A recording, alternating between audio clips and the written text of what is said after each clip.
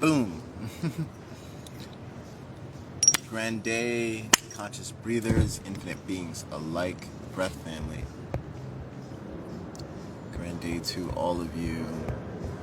I have a little bit of time before my next breath family meeting.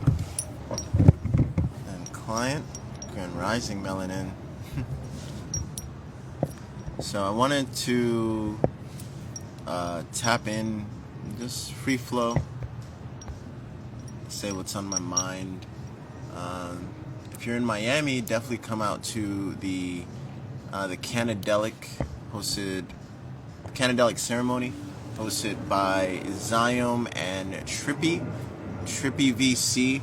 It's literally a DAO, decentralized autonomous organization that is utilizing NFTs towards mental health and overall wellness, and for basically entrepreneurs like me in that sense in the wellness space. So definitely come out if you're in Miami for that. I'm going around 4-ish. It starts at 6-ish. There's going to be a reggae set vibe there. It's been a while since I've delved into that, so it's one of the main reasons why I'm going. I love listening to live music versus the stereo. If you can listen to live ceremonies, live music, nothing gets better than that. If you can be in front of a scaler in person, nothing gets better than that. What's the entry fee? It's free. Just go on the Eventbrite. It's totally free. So the main heads that is spearing the NFTs are Rabbi Harry. I'm gonna have Rabbi Harry on here live. A quick synopsis about how I met Rabbi Harry. It's like our circles are getting intertwined, and it's so wild within this space, especially when everyone is on a mission and an intentional mission. It's just sooner or later people are going to clash on the same journeys, and you can tell who's authentic and who's not, right? So Rohan Marley is also part of the project, if you guys know who Rohan is. Eventbrite. It's Eventbrite. Look up Zion.co. Let me type it in here. Zion.co. What are your thoughts on Rhoydon Vortex Coils, if you don't mind? I use them. It helps boost. Not boost. It's a beautiful add-on to the scalar field. Are you going to upload this on YouTube? Yeah. I most likely will. Yeah, most of my lives are also uploaded on YouTube. When they're uploaded on YouTube, what I do is I incorporate the scalar in the background of most of my YouTube videos, starting from, I think I started this like in December. So any videos in December moving forward are scalar embedded. So people gonna get this scalar whether they want it or not, but it's also, I look at it as a way of energizing with intention YouTube, in a sense, like cleansing the space in that sense. Someone goes, breathwork is the baseline. It is. Welcome, guys. Yeah, we're just free flowing over here. Anyone wants to have any questions or any topics? I have close to like 30 minutes here. What's going on, Joe? Joe, if you're free, hop on into the Zion space. I think that's a space you can also utilize for your community events too, if you ever need. It's a great space, an intentional space. It's connected to Center of the Higher Self.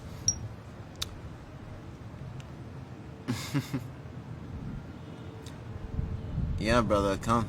It's a beautiful, beautiful space. Your thoughts on semen retention? Let's dive into that. Do I know who? Yes, I know that name. And now connecting with that name, who you're talking about, that gentleman, and semen retention, I want to touch bases on this topic because I feel like people that found me most likely will dive into his work and stuff like that, right? And I feel like it's definitely necessary to do your research on certain people that have been accused of certain things, and I think this is a great segue into semen retention. And most of the time, we hear certain people that are looked up as quote-unquote gurus and stuff of that nature. They would kind of demonize sex in general, right? It kind of sounds like the church all over again. And we've seen a lot of unfortunate sexual things happen inside the church with pastors and certain stuff like that. But I'm going to go into the suppression of sex. And when the energy of sex is suppressed, and there's no way of utilizing the energy in a sense, it's going to combust in one way or the other, either into trauma, into committing disharmonious acts within sexual energy. And we see that a lot with starting with certain some parts of the church, or even certain religions, or certain quote-unquote cults as well, specifically cults as well too, but more so even certain people that we may look up to in that sense. And that name, unfortunately, someone in Breath Family, I'm going to talk directly to Breath Family, but someone in Breath Family has encountered that person, and that person, a lot of people don't know, but has a bad, not bad, but a disharmonious track record when it comes to dealing with women. And how can one be preaching about breatharianism and all that cultivating energy stuff and still act the way they do, you know? So a lot of people are also quick to promote that person, and they don't do too much research on what he's been up to on the darker side of things in that sense. And most of his stuff, it's really regurgitated from a book. Like, he'll have the person read a book, and there's no deep, if you really look at all those videos and stuff like that, sure, it may help you to a certain point, but I have yet to really see some deep results from many people, so to speak. At this point, it's all just talk. And in a sense, one could, no one's perfect. But if you're utilizing the energy in a disharmonious way, you have to be held responsible. You know? You have to be held responsible. So, in that sense, as, the teacher isn't, how do you say this? The teacher isn't you can tell who a good teacher is based off their students, right? That's one of the main reasons why I also post testimonials. It's not to even brag or anything, but it's just to show people that everyone can dive into this energy and transmute it into their everyday life. That's one of the main reasons why I also post the testimonials. Because that's testament. Because it's so easy to go around the world, talk a good game, and you're withholding certain information at a certain point, because that's what I look at that person that you mentioned as a gatekeeper, so to speak, because I've actually encountered that person. I've been to his space before in New York. I think this was about 2 years ago. Been in that space, did some of the things, and it was like elementary things. It wasn't, you couldn't really like, it was hilarious in a sense. And then that person also is downplaying the breath. Like, how can you be a breatharian when you're downplaying the breath? And going back to him regurgitating certain information, so I saw the most recent retreat, because Jerome went to the retreat, and I heard him talking about breath work and literally downplaying breath because he's regurgitating. And little do people realize, when you're reading ancient scriptures that tells you that that talks about the breath in a certain manner, they're not looking at how multidimensional the breath really is at that point, because they're reading one thing But when they themselves don't dive into actually doing the work and exploring deeper with the breath, they're quick to conclude and say, all breath work is like this. All breath work is this. When in actuality, your astral body has contrast. Your aura has contrast. And what do I mean by contrast? Your aura changes colors. That's how they view with aura photography, right? We did the whole experiment with scalar. Your aura changes colors all around you. So what does that tell you? That's contrast. What else has contrast in the sense of the subconscious and the conscious mind? What's part of the subconscious mind? Well, your thoughts that you can't see, right? You can't see your thoughts and stuff like that, right? Your habits and that intentional energy that you build up over time doing certain things, you build that up, right? You can't see that. You can only utilize that energy and reenact your actions. So that in itself, that is contrast. And if we dive it down layer by layer, the breath itself is contrast. But the breath is the number one main thing that connects the conscious and the subconscious mind. Right? So we're talking about, and this is one of my main points of pushing alchemy breathwork the way I do, because there's much more, yes, than the respiratory aspect. There's mental breathwork, there's color breathwork, there's atomic breathwork, utilizing the structure of atoms with breathing, and beyond the breath itself at that point, because now you're utilizing echo and different mental constructs to help you expand certain regions and magnetism at that point in time. And it's such a powerful tool, especially in the work office specifically, because some people are bullied in the work office. That is not talked about too much when it comes to work health and mental health and stuff like that. And now, since that Harvard article came out, finally we're ripping off the Band-Aid and stop making mental health a taboo subject in workspaces. It's so needed this point in time, and it's about time. So diving back into the breaths, where Jerome was at the retreat and I saw him talking, and people are so quick. So in the scripture it says, don't trust a man who only breathes with his nose, right? And then he was convincing everybody. That's how charismatic he is. It's like, see, you don't need breath work, so, and this and stuff. And he was just downplaying the breath over and over. What that scripture really means is, yes, do not trust one-dimensional breath work. Don't trust the man who views breath in a one-dimensional way, because everything is breathing. Everything has contrast. That is what the main essence, beyond the respiratory aspect, that is what the main essence of breath brings us. The energy of contrast. Contrast. Colors. You're going back to the aura. They have contrast. They shift back and forth interdimensionally. When you take aura photos and stuff like that, you can tell the difference. Contrast. That's what that scripture really means. We're talking way beyond just breathing with the nose. We're talking about, how does your astral body breathe?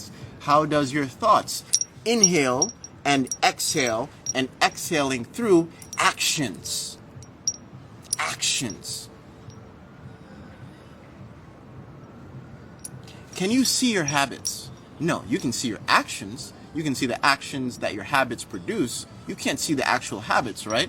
So when we're also talking about the cosmic breath, what the cosmic breath really is literally your interaction right at this very moment in time. You inhaled this manifestation that you're experiencing in this human experience. Now, how you react to it, that's your exhale. That's what those scriptures really mean.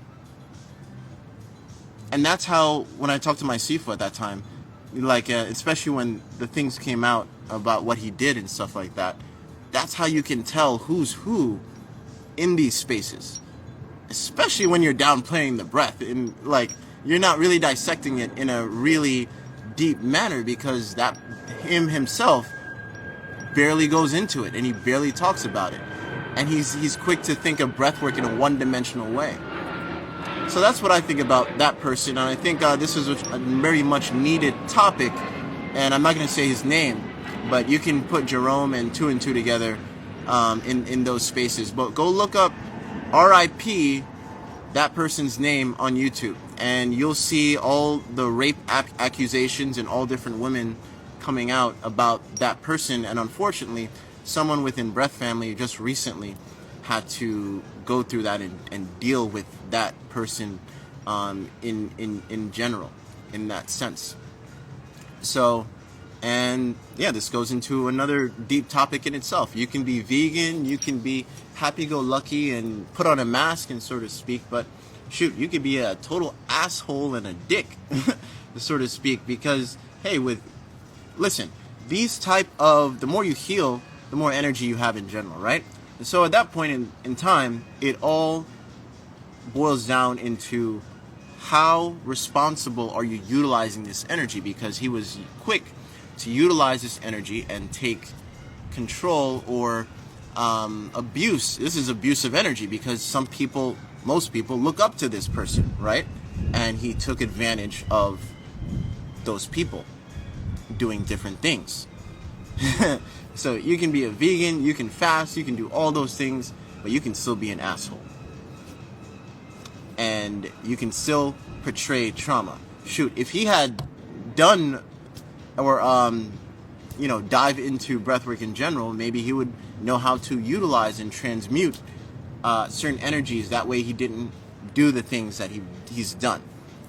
And again, I'm not saying names, but you can put Jerome and the retreat that Jerome went to recently, you can put two and two together and just go look up RIP, that name, and Taylor literally just re-uploaded that video of a phone conversation of the woman, accusing him and all that stuff. But not only him, there's so many videos exposing that person.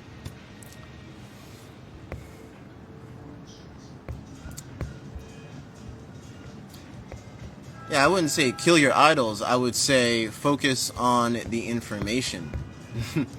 Focus on the information, not the person. But focus deeply on the information. And when the information, well, here's the thing too. And this is what keeps smacking me in the face, because I totally agree with that. Hey, my first video was The Age of the Guru is Over. On YouTube, go look it up. My first exact video was The Age of the Guru is Over. That's my first exact video. And when it comes to you can say guru or teacher or stuff like that, but when I'm in physical presence of people who have done online sessions with me, and then they tell me, Devon, being in your presence, like I feel energy and stuff. To me, personally, it's like a smack in the face, because I truly resonate with, hey, kill your idols, let's focus on the information. But if your idol, quote unquote, is not abiding by the information that they're speaking, in a sense, they're creating dissonant energy, and they should be held accountable for that, right? They should be held accountable for that. So, going back to that quote, I don't trust the man who only views breath in a one-dimensional way. Hell no. And man, today I went to the sauna, and here I am out in the sun. Here's a great tip. Go in the sauna. If you're not used to, if you really feel dehydrated, definitely drink something. Or definitely do breath work in the sauna, and you'll feel somewhat hydrated in a sense. And go out in the sun. If, that layer of heat, and then you go in the sun, the absorption. Because the sauna, in a sense, creates a exhale. I look at the sauna as a big combustion exhale. And then when you go out, you have the inhale, because you have the breeze coming in and out, and then you have the sun literally playing in that sense, and you're inhaling, and it's more cooler.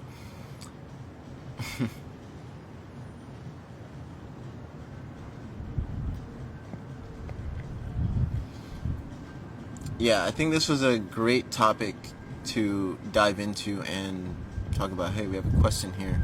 What's the difference between celibacy and tantric sex? In essence, there is no such thing as celibacy in a sense, but in what you really mean is celibacy in the sense of certain religious constructs where they constrict you from doing sexual things, in a sense, right? Where the tantric aspect is utilizing that sexual energy, and it doesn't have to be actual sex. You know, there's certain religions that really constrict you. Shoot, this is so deep. So now we're looking at both the astral body and the physical body when it comes to celibacy and tantric sex.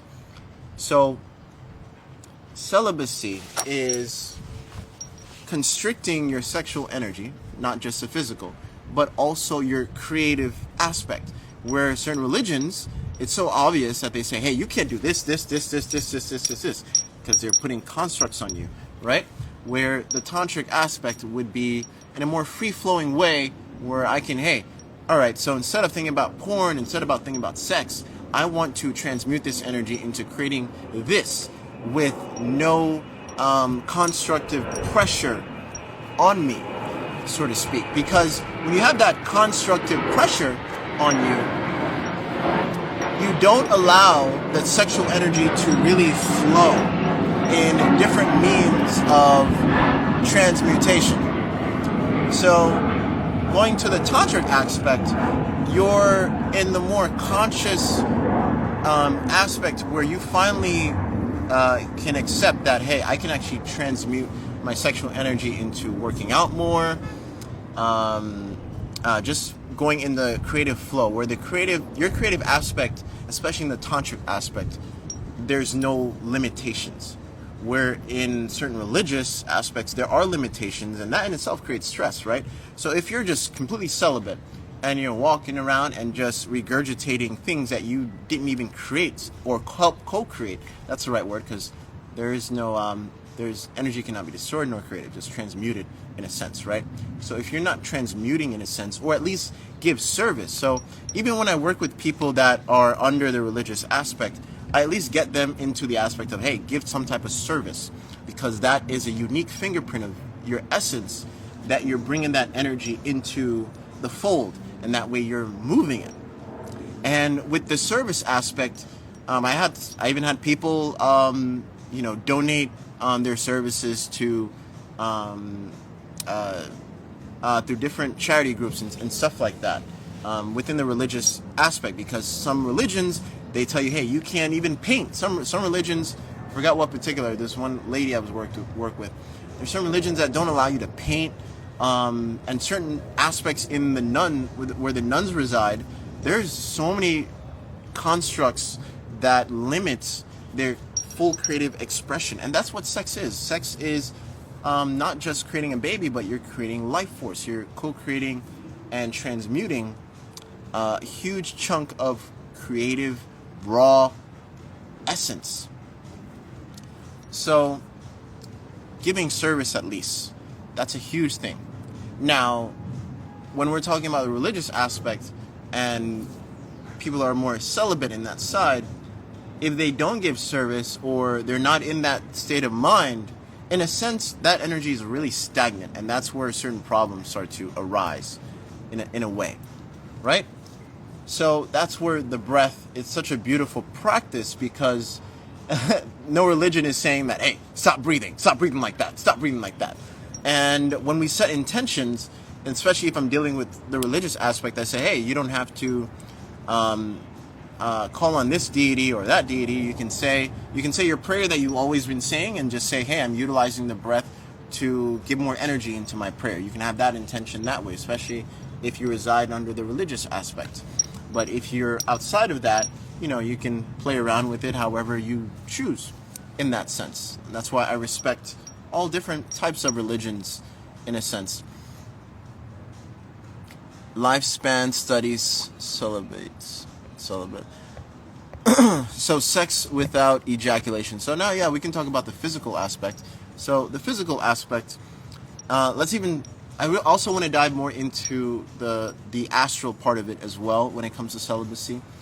So, or tantric aspect. So yeah, you can have a partner and you don't have to release your sperm and learn how to transmute that. Personally, I've been doing more of that one-on-one. I haven't even dived into in the Breath Family Members group. See, we have over 100 plus videos of different aspects of breath in social settings, this and that, and I have yet to dive into the sex aspect. The sex aspect, I think it definitely needs to be in a setting where we do a Zoom call type of thing rather than me just talking about it, because I want real raw questions and how to really utilize certain energies and transmute certain energies, especially if you don't have a partner, right? That's so important.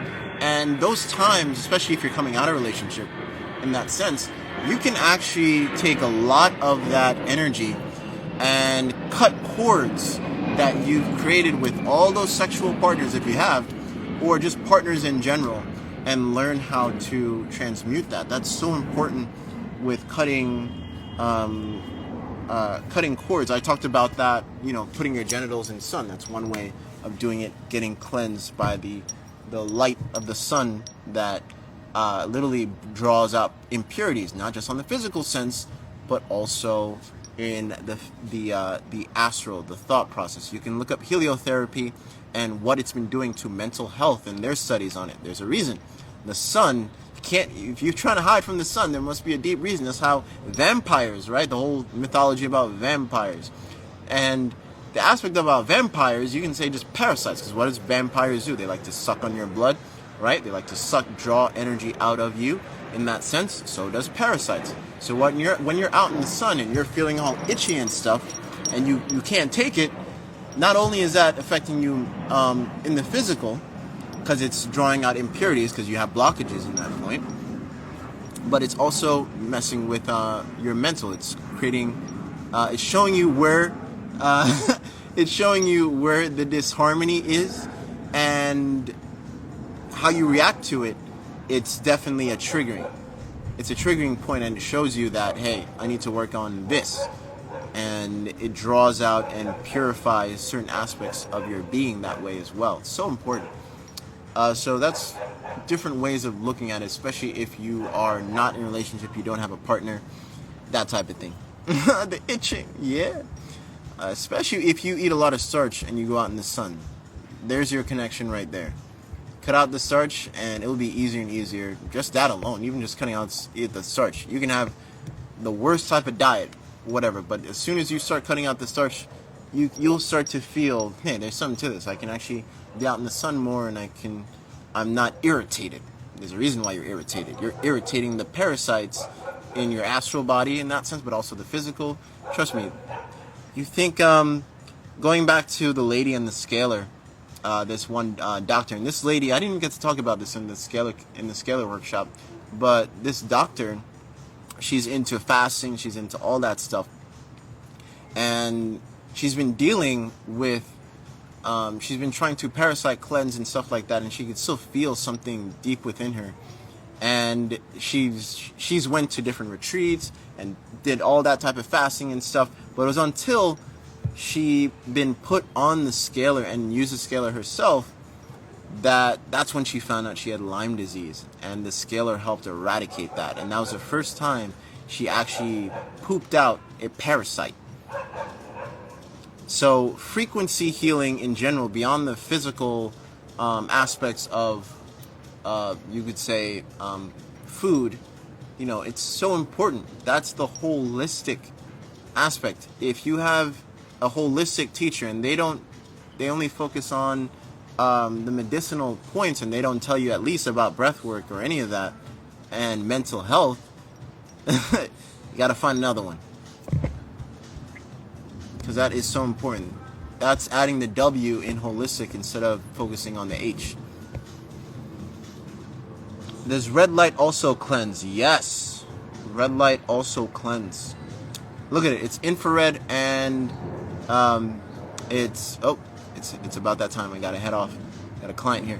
So real quick, going back into red light and the astral aspect of red light. So look at this. If red light heals, and there's so many studies on it, how it heals wounds and stuff like that, what do you think it's doing on the astral level?